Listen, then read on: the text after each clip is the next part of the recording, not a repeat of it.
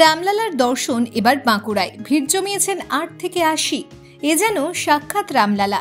রামলালা এবার বাঁকুড়া শহরে। রামনবমীর আগে এক মেকআপ শিল্পীর মেকআপের জাদুতে একেবারে সাক্ষাৎ রামলালা। নিজের ছেলেকে সাজিয়ে তুলেছেন সদ্য অযোধ্যায় প্রাণ পাওয়া রামলালার আদলে। এক পলকে দেখলে অবাক হবেন আপনিও। বাঁকুড়া শহরের স্কুলডাঙ্গার বাসিন্দা মেকআপ শিল্পী চৈতালি বিশ্বাস। এর আগেও তার সৃজনে তিনি নজর কেড়েছেন বহুবার। দীর্ঘদিন ধরেই তার স্কুলডাঙ্গার বাসভবনে কখনো আলু দিয়ে তৈরি তারামা, আবার কখনো বেগুনের শিব বানিয়ে সংবাদ শিরোনামে উঠে এসেছিলেন চৈতালি। এবার রামনবমীর প্রাক্কালে নিজ হাতে ছেলেকেই রূপ দিয়েছেন রামলালার। অযোধ্যার রাম মন্দিরের রামলালা যেন তার বাড়িতেই বিরাজমান। ছেলে আয়ুষ্মান বিশ্বাসকে এই রূপ দিতে টানা প্রায় ১০ ঘন্টা ধরে চলে মেকআপের কাজ।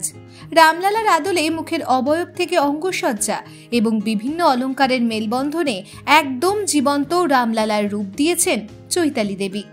এই চিন্তা ভাবনাটা আমি মাঝে মধ্যে এরকম কাজ করি। এর আগেও আপনারা দেখেছেন যে আলু দিয়ে আলুর তারামা বানিয়েছি, বেগুনের শিবলিঙ্গ বানিয়েছি।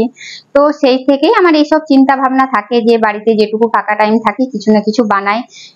সেই কারণে আর আমরা মানে প্রভু রামচন্দ্রকে তো প্রচুর বিশ্বাসী, আর আমরা খুব মানি তাকে।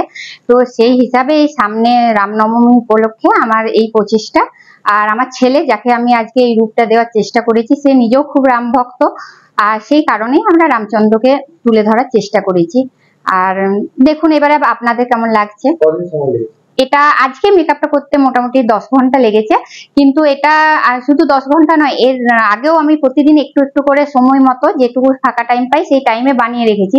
এই পিছনের ব্যাকগ্রাউন্ড থেকে মানে শুরু করে প্রতিটা কাজ কিন্তু আমাদের নিজের হাতে বানানো। এই পিছনটা শোলা দিয়ে বানানো হয়েছে। মানে এখানে আমরা কিন্তু কোনো রকম বাইরে কারো সাহায্য নিইনি। আমি আছি আর আমার স্টুডেন্ট আছে, আমরা এই কয়েকজন মিলেই এই কাজটা কমপ্লিট করেছি।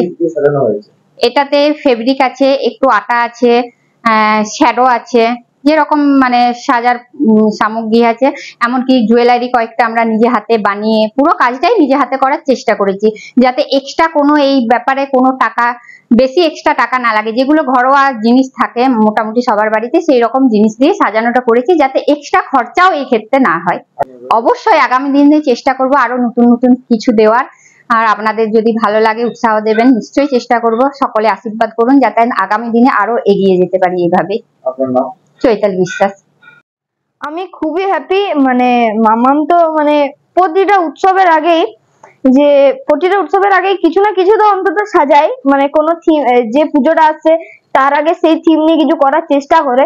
তো আমি মাম্মাকে বলেছি না, আমার উপরেও খেলবো, কোনো যদি মেকআপ করা যায় আমার উপরে করে দেখো। তো আমি আজকে রামচন্দ্র সেজে আমি খুবই হ্যাপি। আমি ক্লাস 4-এ পড়ি, বিবেকানন্দ মিশন বিদ্যাপীঠ। আয়ুষ্মান বিশ্বাস। Bureau report BN1 Bangla.